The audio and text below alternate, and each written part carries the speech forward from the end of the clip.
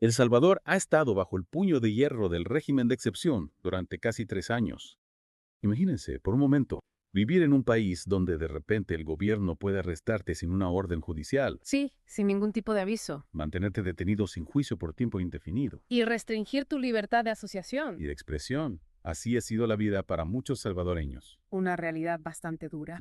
Y ahora el gobierno dice que está considerando relajar estas medidas. ¿Es esto una señal de progreso o simplemente una estrategia política? Es una pregunta compleja que nos obliga a analizar a fondo la situación actual en El Salvador. Claro. Por un lado, el gobierno de Bukele afirma haber desmantelado las estructuras de las pandillas. Sí, incluso declaran haber destruido por completo lo que llaman el Estado criminal paralelo. Suena impactante, ¿verdad? Absolutamente. Pero desmantelar una red criminal tan arraigada como las pandillas que operaban en El Salvador no puede ser una tarea sencilla. No, para nada. Me pregunto, ¿realmente han desaparecido por completo? ¿O simplemente se han adaptado a esta nueva realidad? Esa es la clave del asunto. No. Si bien es cierto que se ha reportado una disminución significativa en la violencia, hay expertos que advierten que las pandillas podrían estar reagrupándose, operando de manera más clandestina. Recordemos que aún quedan miles de supuestos pandilleros en la mira de las autoridades. Claro. Hablando de eso, el ministro de Seguridad ha mencionado la existencia de 8.000 remanentes, Sí. individuos que siguen siendo buscados activamente. ¿Quiénes son estas personas? ¿Cómo los están rastreando? Es un misterio que se está develando poco a poco. Lo que sabemos es que se está llevando a cabo un operativo masivo a nivel nacional para capturar a estos individuos. Se habla de colaboración con países vecinos, lo que implica un desafío logístico y diplomático enorme.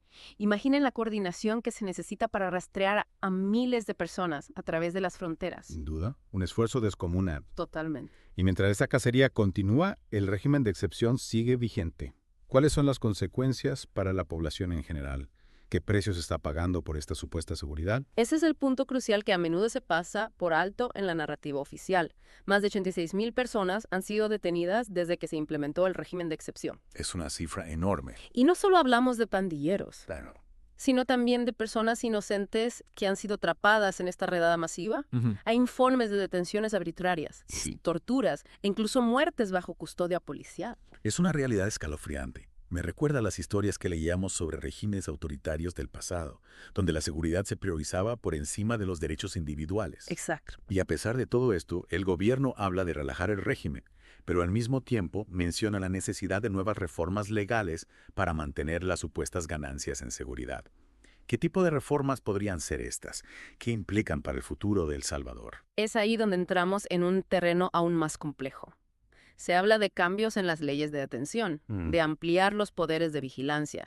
Incluso se rumorea sobre la posibilidad de crear nuevos tribunales especiales para juzgar a los acusados de pertenecer a pandillas. Tribunales especiales. Eso suena preocupante.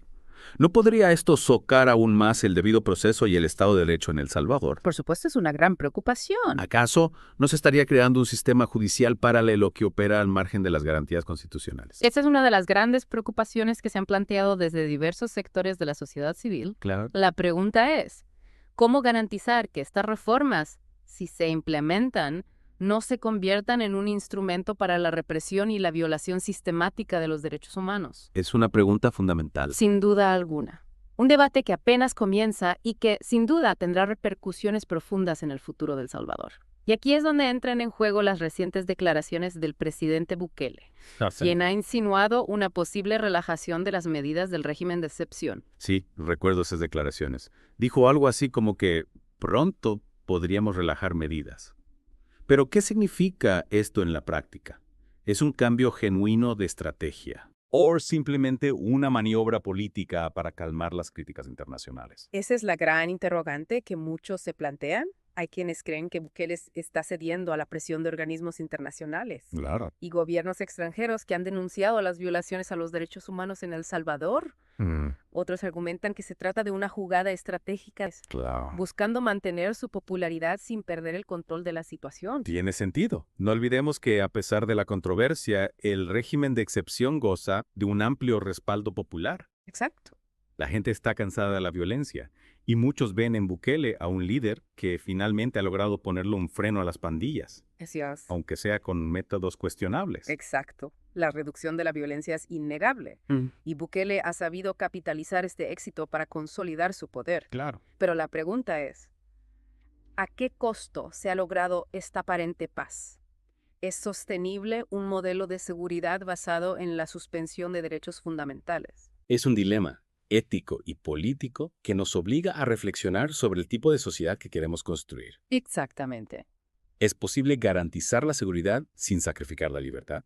¿Podemos combatir la violencia sin caer en la tentación del autoritarismo? Son preguntas complejas que no tienen respuestas fáciles. No, para nada. Lo que sí sabemos es que la historia nos ha enseñado una y otra vez que los atajos autoritarios rara vez conducen a soluciones duraderas. Y en el caso de El Salvador, ¿qué alternativas existen? ¿Cómo se puede construir un camino hacia la paz y la seguridad que sea a la vez efectivo y respetuoso de los derechos humanos? Esa es la gran tarea que tienen por delante los salvadoreños, encontrar un modelo de seguridad que no dependa únicamente de la fuerza bruta, Claro. sino que aborde las causas estructurales de la violencia, la pobreza, la desigualdad, la falta de oportunidades. Un enfoque integral que involucre a todos los sectores de la sociedad.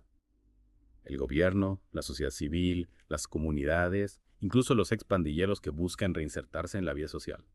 Exactamente. Y para que esto sea posible, Se necesita un diálogo nacional honesto y transparente, donde se puedan discutir las diferentes visiones sobre el futuro del país. claro, Un diálogo donde se escuchen todas las voces, incluso las más críticas, y donde se busquen soluciones consensuadas. pero ¿cómo lograr este diálogo en un contexto tan polarizado como el que vive El Salvador? ¿Cómo tender puentes entre posiciones tan antagónicas? Es un desafío enorme, sin duda, Sí. pero creo que hay espacio para la esperanza. Hay sectores dentro del gobierno y de la sociedad civil que están trabajando para abrir canales de comunicación y generar espacios de encuentro. Y hablando de la sociedad civil, ¿qué papel juega en este proceso de transición hacia un modelo de seguridad más sostenible? Un papel fundamental. Ajá. Las organizaciones de derechos humanos, los colectivos de víctimas, los periodistas, los líderes comunitarios, todos ellos tienen un rol crucial en la defensa de los derechos fundamentales, la promoción de la transparencia y la rendición de cuentas. Son voces valientes que a menudo se enfrentan a la intimidación, la censura, incluso a la violencia por parte de quienes se benefician del statu quo. Lamentablemente es así. Sin embargo, a pesar de los riesgos, Sí. siguen adelante con su labor, denunciando los abusos, documentando las violaciones a los derechos humanos, acompañando a las víctimas, buscando justicia y verdad. Y en este contexto, ¿qué sucede con las miles de personas que han sido detenidas bajo el régimen de excepción? ¿Cuál es su futuro si el gobierno decide relajar las medidas? Esa es una de las grandes incógnitas que aún no tiene respuesta. Claro. Hay quienes abogan por la liberación inmediata de todos los detenidos que no han sido acusados formalmente de un delito. Otros plantean la necesidad de un proceso de revisión caso por caso para determinar quiénes representan una amenaza real para la sociedad.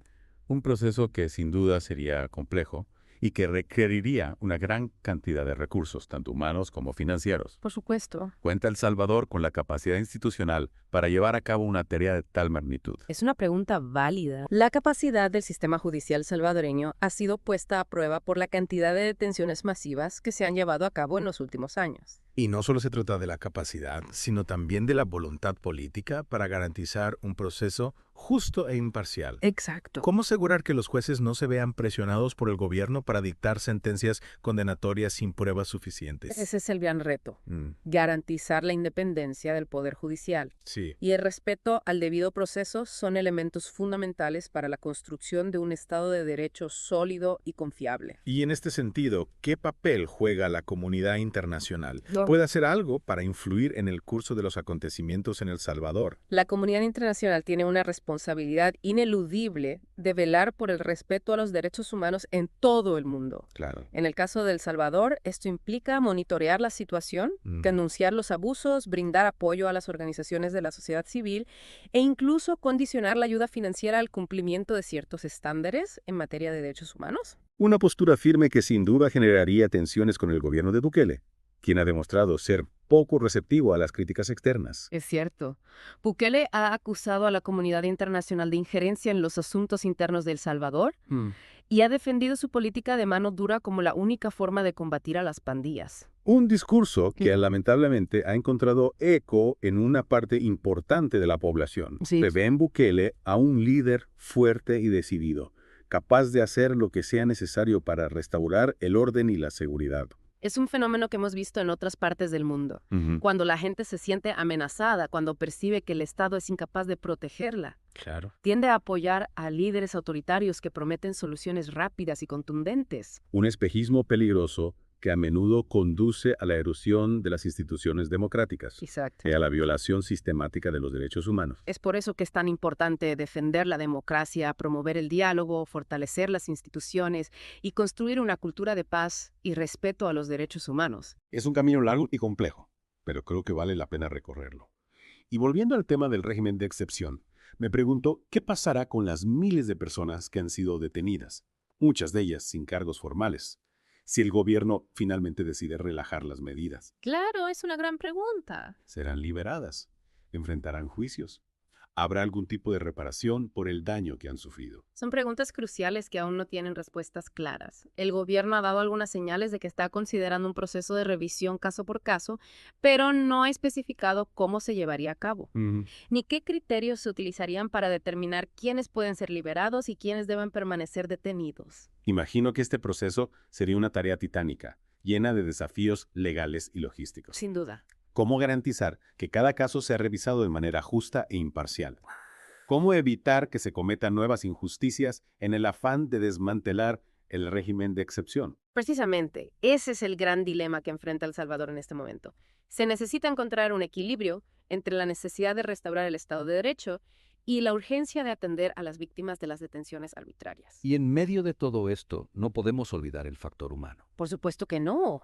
Miles de personas han visto sus vidas truncadas por este régimen. Familias separadas, negocios destruidos, sueños rotos. ¿Cómo se repara ese daño? ¿Cómo se reconstruye la confianza en un sistema que ha demostrado ser tan vulnerable a los abusos de poder? Es una tarea que requerirá un compromiso a largo plazo por parte del gobierno, la sociedad civil y la comunidad internacional.